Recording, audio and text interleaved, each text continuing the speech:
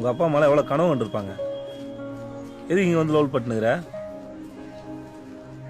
எங்களுக்கு தான் நாதி இல்லை.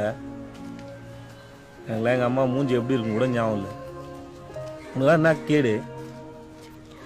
எனக்கு ஒரு குறிக்கோள் இருக்கு, அதுக்காக நான் சில தியாகங்கள் செய்ய வேண்டியிருக்கு. தியாகம் என்னன்னு தெரியுமா உனக்கு?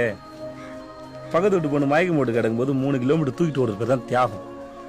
எவனா ஒருத்தன் தூக்கிட்டு ஓட்டு சொல்லி மயக்கம் போட்டு கிடக்கு பேர் தியாகம் கிடையாது. புரியுதா?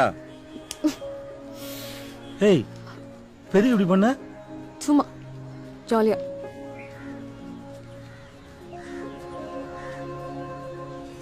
அம்மா, அப்படின்னா உன் குறிக்கோள்? அதெல்லாம் சொல்லி புரிய வைக்க முடியாது. சபாஷ். குறிக்கோளும் அப்படிதான் இருக்கணும். சொன்னால் புரியக்கூடாது. உங்க வாழ்க்கையில் எதுவும் குறிக்கோள்லாம் கிடையாதா? இருக்கு. எங்கள் குடும்பம் ஒரு 3 தலைமுறையா எங்கள் முதலாளி குடும்பத்தில் குப்பை கொட்டிகிட்டு இருக்கோம். நான் ஒரு படி மேலே போய் ஓனர் ஆகலான்னு பிளான் பண்ணிட்டு இருக்கேன். என்ன ஓனர்? பார் ஓனர். நீ என்ன பண்ற?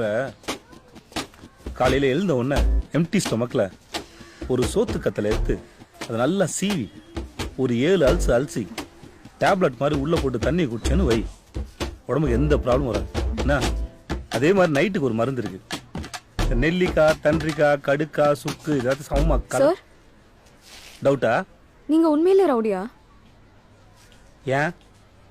இல்ல, எப்பவுமே உங்க முகத்துல தான் காயமா இருக்கு, அதான் ஒருவேளை சும்மா சொன்னீங்களோ?